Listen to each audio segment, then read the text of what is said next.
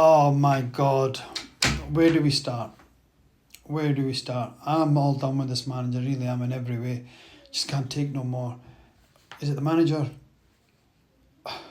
Excuse me, is it the manager? Is it the players? Either way, something's got to change. Now, I know our board will never make the change because they just don't have it in them. Now, the fans got booed. The only thing the manager called right today, now I was only told this because I was on a live on a different platform, and I had a caller who told me that Xerxes was subbed for his performance in the first half. I thought he was injured. It turned out it's because the manager was constantly shouting at him and he was just deliberately ignoring him. Now, for me, that tells me Xerxes' time at Man United is done. Whether I see him play again, I don't know. I think unless it's something dire. In fact, I still don't, because look, the manager, today was a must-win game and he still subbed him. And he put on a kid for him, and a kid who's not even up to speed of the Premiership in Fletcher. But, so, the one thing, he's been really, really strict and firm. But on the other side, he's not getting a tune out of this team. Everyone's huffing and puffing, but there's no end product. Our keeper made more saves than their keeper. Now, we're the home team. Now, honestly, I'm just so lost.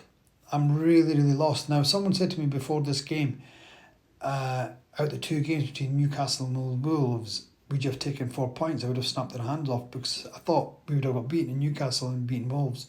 I only got 3 points, and in the end we've got 4 points, so we're better off than what I thought we were going to be, so I just have to take it.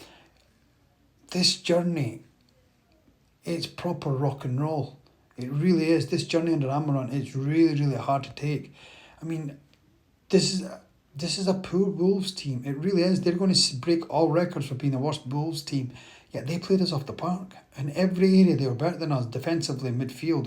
Well, obviously that's not going to be hard because our midfield's invisible. and up front, how much could Sesko do? He was on his own. He had no help. I mean, Cunha huffs and puffs. Don't get me wrong, Cunha, I feel for Cunha. He huffs and puffs. He does a lot and he tries to take a lot on his shoulders, but either sometimes he's overcooking it or he's just doing that a little bit too much. And if he just passed to his teams a bit more, I think we could get a lot more out of him, and there'd be a lot more end product. But one thing's for sure, the delivery into the box. From the right, it's non-existent, but from the left, Jesus Christ, how bad is Dorgu? No, his crosses, the amount of crosses he had, not one were in the right place or in the right zone. Luke Shaw was marginally better, but not a lot. And even from the corners, it was like they were trying to score straight from corners. I mean, it's just dire. It's absolutely dire. When you look to the manager for inspiration, what is he going to do? What's his in-game management? What does he do? He brings on Yoro and a kid, Motato. Now, it's fine, don't get me wrong, I'm not having a go at the kids, but if you're going to play the kids, at least you should have, I keep saying this, I keep harping on about this, you should have integrated the youth into the team 6 months ago, knowing that our players were going to go to the AFCON, knowing that we don't have the depth. So I need to have my youth players match ready, up to the speed of the Premiership. So if I needed them, if I had to call upon them, they're ready to go.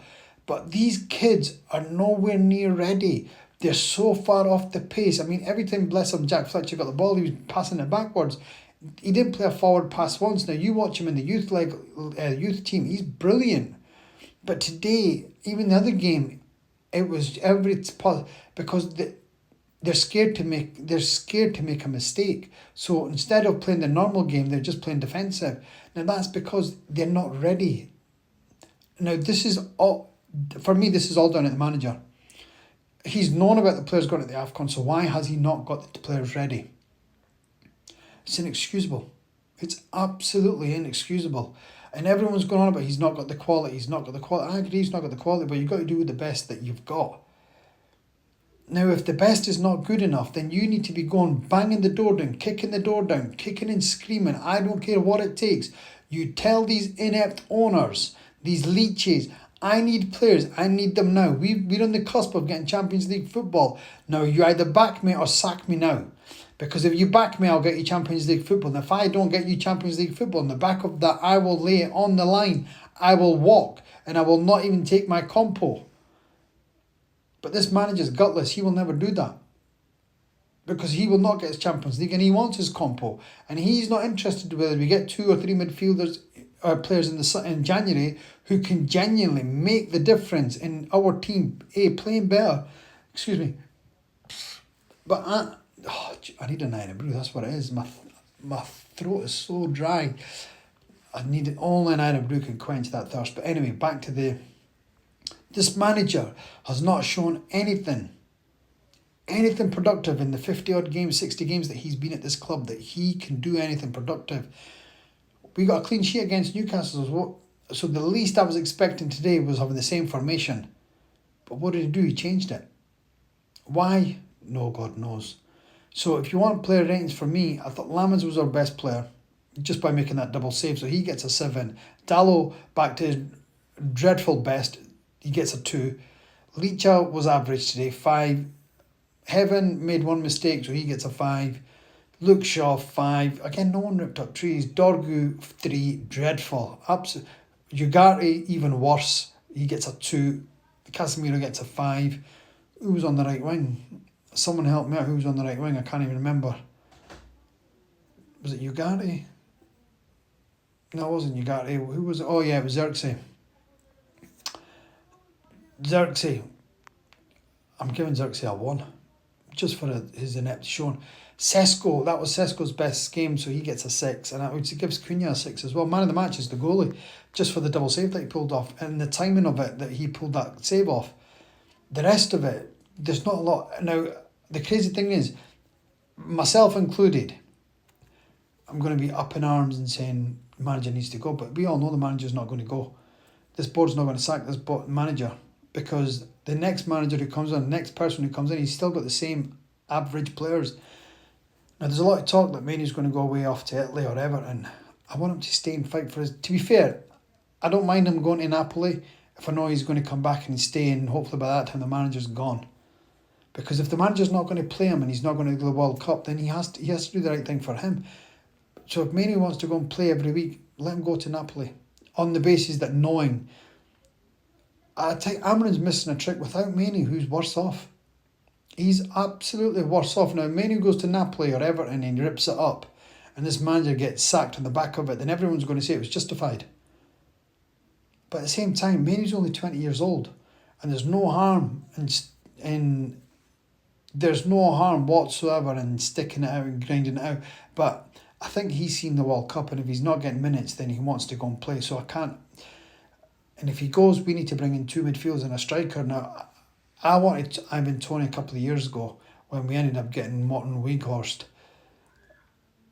That's how inept our board are. They got us a player of that calibre when we needed the Tony, who would have ripped up trees. I just think Sesko needs some help. He genuinely needs some help. But I do think he's a good player in the making. He's looking sharper. Today was his first 90 minutes and it's the sharpest he's looked, so I'm going to give the guy credit where credit's due. Oh, sorry, I've got this the wrong way. Sorry, here we go. Sorry, apologies for that. I've just realised that I've had it wrong all the way. Now, this is just going to be a quick video just because I've been missing in action for a long time. So it's another game, another draw, another appalling performance from the manager, so I'm going to keep it short and sweet just because it's been one of them nights. No matter what I say, nothing's going to change. The team is Bruno, not really. He wouldn't have done any better today. He just wouldn't. The manager's just dreadful. He's absolutely dreadful. I'm sick of the back teeth of moaning about the manager week in, week out. So it's just another game rolling on to the next one. The next one's on Sunday. Now, can we stick one over in Leeds? Now, I've been getting loads of bait from and DMs from Leeds fans and laughing at us, making us a mocking stock. And let's just hope that it's a new year and it brings us new luck, and let's hope and pray. Let's all pray that we get new owners, because until we get new owners, we're not going nowhere fast. We're on the slow show and the slow way to nowhere. The only way we're going, we're on the fast way to hell and the slow road to nowhere. Now, as United fans, are we happy with that? I know I'm not. I want change, and I want it from the top. I want us to be Man United again. I want Sir Alex to see Man United rise from the ashes. I want David Gill to see us rise from before it's too late. So come on, Sir Alex, and come on, David Gill, get on this bandwagon, get this roadshow started. What is the saying? We want Glynios out. What was it again? That's it, that's right. We want Glenius out. Now for now, Sir Alex, happy birthday to you. I know it's a couple of days early, but happy birthday nevertheless. In fact, it's tomorrow. Thanks for the memories. Now for your sake, please. In fact, I'm going to make a video on this just for Sir Alex. Sir Alex, please, please, please make the change now. Get them gone. Please, not just for our sake, the United family's sake, the United fan base sake, but for your sake. Yeah, you're ruled by an iron fist now. We need that iron fist going down hard on the Glenios. Now, I promise you, you make the change. You just say the words and watch the tsunami of United fans rising. And once we rise, there'll be nothing stopping us. Now, for now, peace, love, and thanks very much for... Listen, I have to... Right, I'm very new to social media. And I have to thank every single one of you that have shared and liked and commented and shared the words and spreaded my news. And thank you very much. Please continue to share the journey, share the news. And I promise you, we're only going to go one way, and that's bigger and better, God willing. Now, I need all you fans to carry on supporting me and carry on sharing and liking and spreading the word, because I love it. And I'm thanking and loving it from all you guys as well. So peace and love to me and to yous. And I'm wishing everyone a prosperous, happy new year. And I will see you in the new year. So for now, peace, love, and on to the next one. Take care. God bless you all.